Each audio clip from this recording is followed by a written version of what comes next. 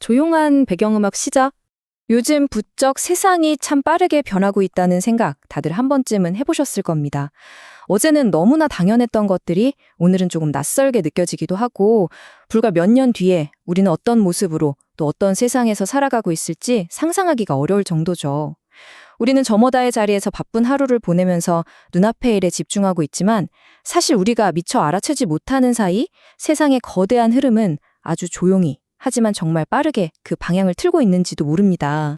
오늘 여러분께 들려드릴 이야기는요, 바로 그 보이지 않는 곳에서 벌어지고 있는 거대한 경쟁에 대한 이야기입니다. 화려한 뉴스 헤드라인을 매일 장식하는 건 아닐지라도 우리의 미래를 근본부터 바꾸어 놓을 수 있는 아주 치열하고 거대한 두 개의 도전 이야기죠. 참 흥미로운 건 그 중 하나는 세상에서 가장 작은 세계를 향한 도전이고 다른 하나는 세상에서 가장 거대한 세계를 향한 도전이라는 점입니다. 자, 그럼 먼저 가장 작은 세계의 이야기부터 한번 시작해 볼까요? 이 경쟁이 벌어지는 무대는 너무나도 작아서 우리 눈으로는 결코 볼 수 없는 영역입니다. 바로 반도체라는 세상이죠. 우리가 매일 손에서 놓지 못하는 스마트폰, 또 업무에 꼭 필요한 컴퓨터, 그리고 이제는 도로 위를 달리는 자동차까지 그 모든 것들의 심장이 되는 바로 그곳 말입니다. 그리고 그 심장의 성능을 결정짓는 아주 작은 단위를 차지하기 위한 보이지 않는 전쟁이 지금 이 순간에도 치열하게 벌어지고 있습니다. 2나노미터, 바로 이 숫자가 그 전쟁의 가장 중요한 격전지입니다. 아마 기술에 관심이 많은 분들이라면 한 번쯤 들어보셨을 텐데요. 반도체는 그 안에 있는 회로의 선폭이 좁으면 좁을수록 같은 크기라도 더 많은 데이터를 더 빠르게 처리할 수 있습니다. 그러면서도 전력은 훨씬 적게 사용하게 되죠. 다시 말해서 더 작게 만드는 기술이 곧 힘이고 앞으로 다가올 인공지능 시대의 기술 패권을 좌우하는 가장 중요한 열쇠인 셈입니다. 지금 세계 최고의 기업들이 바로 이 2나노라는 기술의 정상을 차지하기 위해 정말 모든 것을 걸고 있다고 해도 과언이 아닙니다. 잠깐만 한번 생각해보면 나노미터라는 단위가 대체 얼마나 작은 건지 사실 실감하기가 참 어렵습니다. 1미터를 10억 개로 쪼갠 크기라고 하는데요.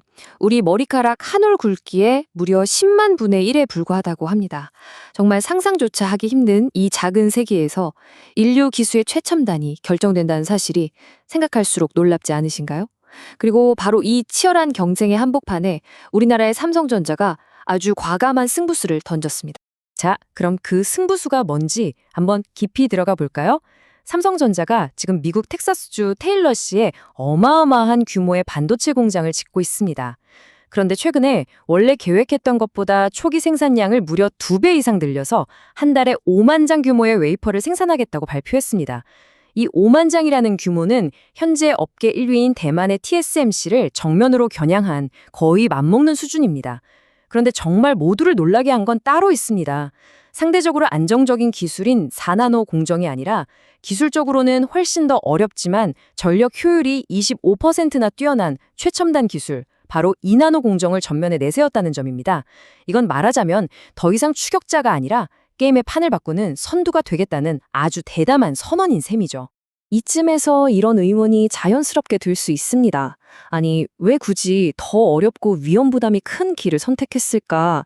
안정적으로 4나노 고객사를 차근차근 확보하는 편이 훨씬 더 안전한 전략이 아니었을까 하고 말이죠.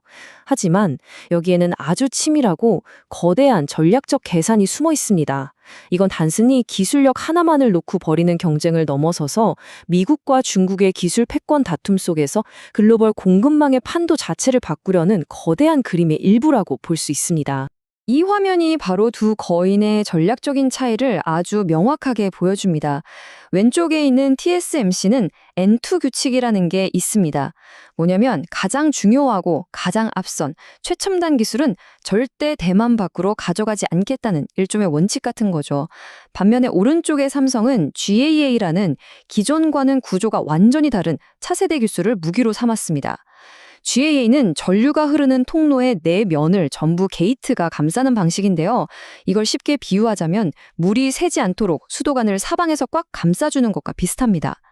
데이터가 새어나가는 걸 훨씬 더 효과적으로 막아주는 아주 혁신적인 구조죠.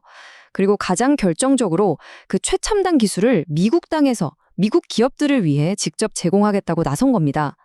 자, 여러분이 구글이나 테슬라, AMD 같은 미국의 빅테크 기업 CEO라고 한번 상상해 보세요. 요즘처럼 국제 정세가 불안정한 상황에서 다른 나라도 아닌 바로 우리 땅에서 세계 최고 성능의 반도체를 안정적으로 공급받을 수 있다는 건 정말 엄청난 매력이 아닐까요? 바로 그 지점을 삼성이 정확하게 파고든 겁니다. 그리고 이 전략은 벌써부터 통하고 있습니다. 인공지능 칩을 개발하는 그록이라는 회사의 전 CEO 조너선 로스는 한 인터뷰에서 삼성의 미국 공장 규모가 TSMC보다 크기 때문에 삼성을 선택했다고 직접적으로 밝히기도 했습니다. 이건 단순한 립 서비스가 아니겠죠. 미래 기술의 심장을 과연 누구에게 맡길 것인가 하는 중대한 결정의 결과인 겁니다. 그런데 최근에 아주 흥미로운 일이 벌어졌습니다. 이 그록이라는 회사가 AI 칩의 절대 강자인 엔비디아에 인수된 겁니다. 덕분에 삼성은 잠재적으로 가장 중요한 고객이 될 수도 있는 엔비디아와 아주 뜻밖의 하지만 굉장히 중요한 연결고리를 만들게 된 셈이죠. 그러니까 이 모든 이야기의 핵심은 이것입니다. 텍사스 테일러 공장은 단순히 하나의 공장이 아니라는 겁니다.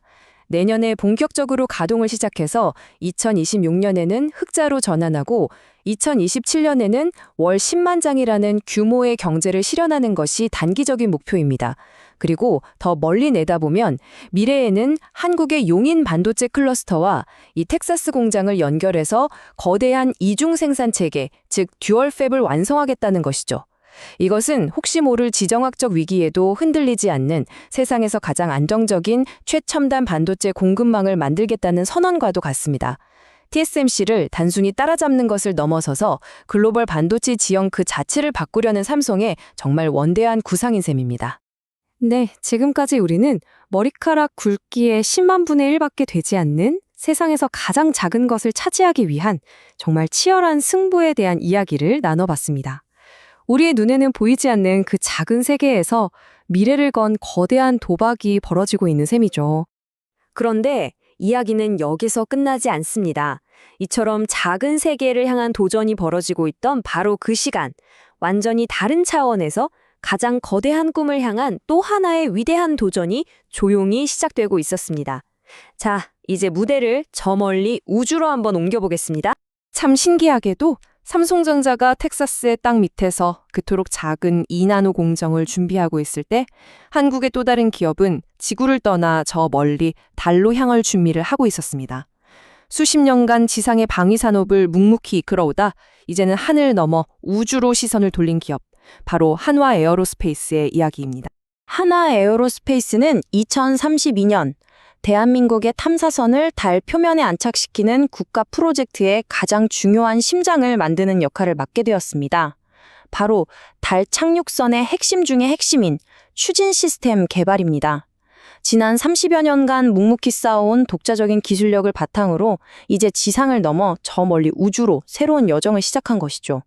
최근 스페이스X 같은 민간 기업들이 우주 개발을 주도하는 뉴스페이스 시대의 흐름 속에서 하나는 대한민국 국가대표로서 그 거대한 경쟁에 뛰어든 셈입니다. 조금만 더 천천히 짚어보면요. 달 착륙에서 가장 중요하고 또 가장 어려운 기술은 바로 연착륙, 영어로는 소프트 랜딩이라고 하는 말 그대로 부드럽게 내려앉는 기술입니다. 우주선이 어마어마한 속도로 날아가다 달 표면에 그냥 충돌해서 부서지지 않으려면 엔진의 힘을 아주 정밀하게 거의 100분의 1초 단위로 조절해서 속도를 0에 가깝게 줄여야만 합니다. 이 고도의 추력 조절 기술이 바로 달 탐사의 성패를 가르는 가장 중요한 핵심이라고 할 수 있습니다. 그리고 바로 이 부분이 이 이야기에서 가장 중요한 지점입니다. 대한민국에서 이 연착륙에 필요한 핵심 기술을 온전히 보유하고 있는 곳은 놀랍게도 오직 한화 에어로스페이스뿐입니다.